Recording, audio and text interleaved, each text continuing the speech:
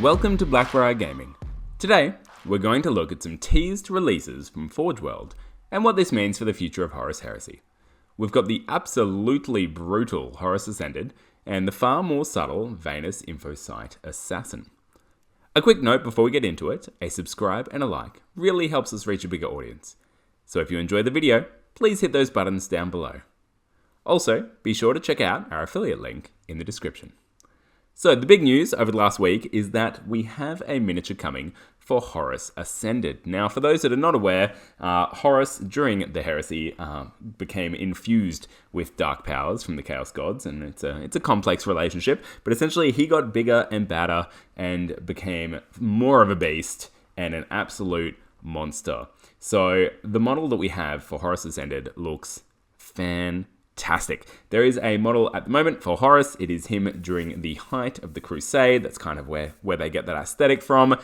This one is Dark Horus. He is angry, he is nasty, and he's just got chaos stuff all over him.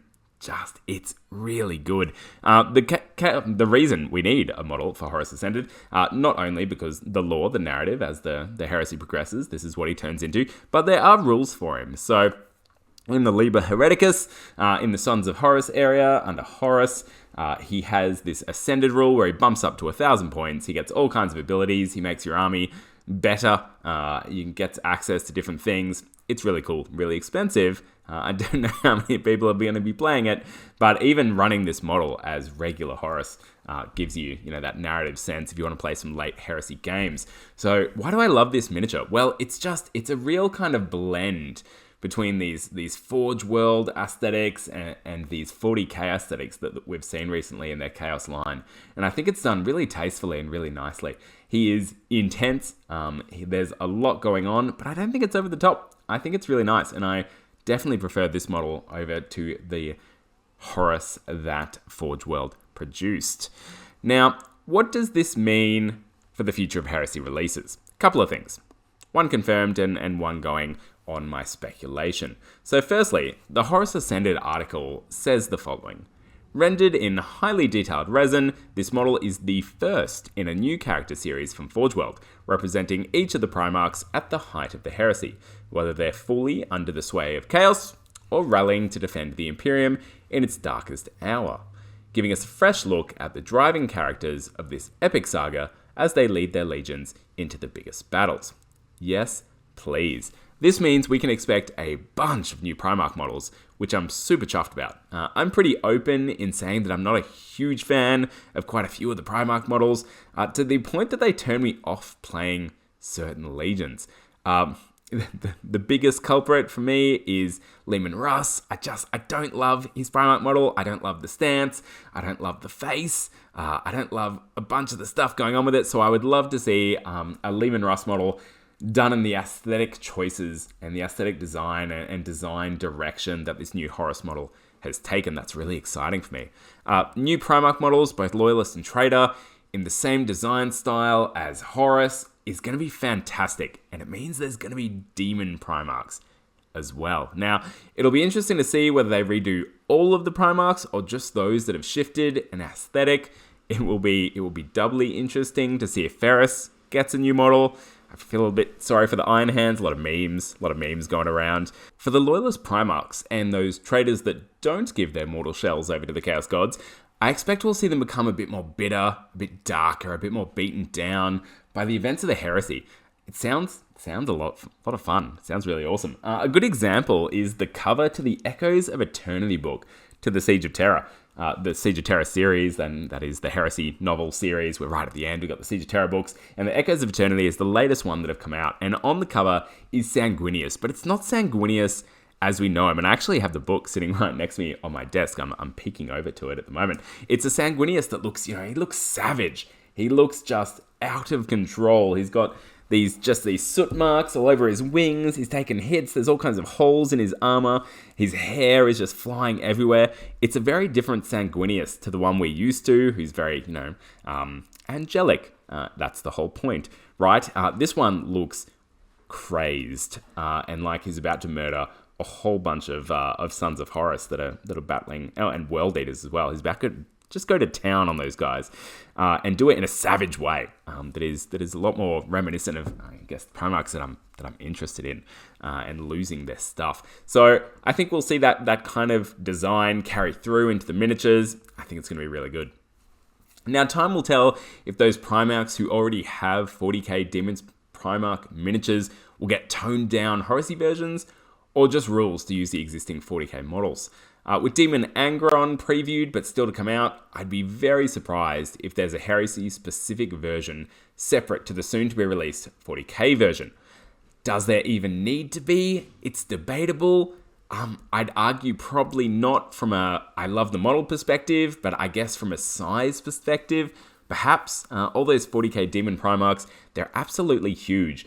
Saying that, the base that Horus Ascended is on also looks pretty big as well. So it'll be interesting to, I guess, compare that to the 40k Daemon Primarch, see if it's a bit on par, and that's kind of the size direction they're going to be going in, and we'll be able to interchange those Primarchs between different editions.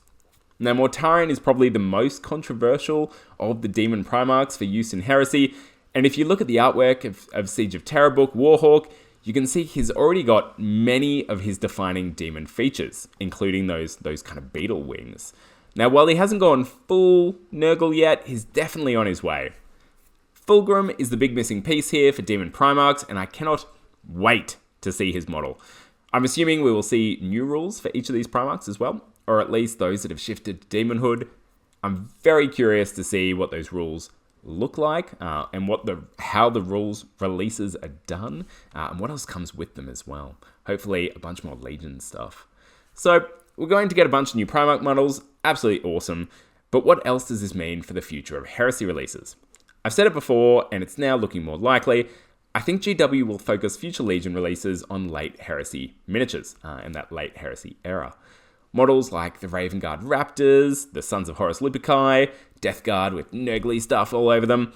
That's what I'm expecting, and if you're expecting GW to revisit those units consigned to the depths of the legacies of the Age of Darkness PDF, I think you're going to be sorely disappointed. I don't think they're going to go backwards. I think they're going to move forward into that late Heresy piece, Horus Ascended being that first real journey in that direction, and I think it's going to really start flowing after that.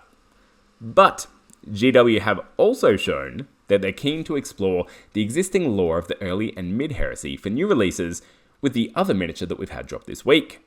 The Vanus Infocyte Assassin, most prominently represented in the Heresy novels Nemesis, looks really good, and is a really kind of left field release here from GW. There's a few things going on here. Firstly, great model. It has real Necromunda vibes, which can only be a good thing. It's not too busy, but it's got lots of nice grimdark detail to it. Just a lot of gothic action that we need back on the tabletop. And when compared to the new stuff coming out for 40k, this model really takes us back to the aesthetic roots of Warhammer and what Warhammer 40k is all about. Super impressed with this one. It probably helps that GW didn't have to sculpt a female face. It seems to be their eternal weakness, and the helmet has allowed them to dodge that bullet here. Now, the article for the assassin mentions that our new assassin here isn't the only new recruit, with plenty more reveals from Heresy coming. We're going to assume, maybe incorrectly, but I think it's highly likely, that the Vanus Infocyte is going to be in the new Liber Imperium book. This probably means we're going to see multiple assassins, all of them, I assume, that you can get miniatures for, in the new Liber Imperium book, and potentially other new, interesting units that we haven't seen before. Potentially other units shifted across from 40k to fill gaps in the army roster, where units that have to be cut for a lack of miniatures. There are a lot of units in the rules roster for the kind of militia and cult armies that either don't exist anymore, or Forge World in particular doesn't maintain a line for them, having cut their own kind of chaos militia, chaos cultist line as GW replaced it with plastic. Now, I'm definitely less interested in individual miniature releases for Heresy than I am for full units being released, either generic Legion or hopefully one day Mechanicum units for core army choices, or I really want to see units that push the narrative forward and build out those legions that Forge World neglected over the last 10 years. But hey, every Heresy release is a win, and this one at least is a good looking win at that. I'm being cautiously optimistic about the Liber Imperium book, as I can feel that the militia and cult armies of old could well see a savage reduction in available options, but hopefully GW take the opportunity to tap into their 40k line and really just push the boundaries on what kind of units we can put together and what kind of armies we can put together with some real character and feel behind them in the Liber Imperium book. Now, that brings us to the end of today's video. Thank you so much for watching. Horus Ascended is a great addition to the Heresy lineup, and to know we've got alternative miniatures for Primarchs coming is very exciting. Let us know in the comments which Primarch you're most pumped to see release in their late Heresy version, and explain why it's Fulgrim. Importantly, make sure to keep rolling those dice and getting hyped for Heresy.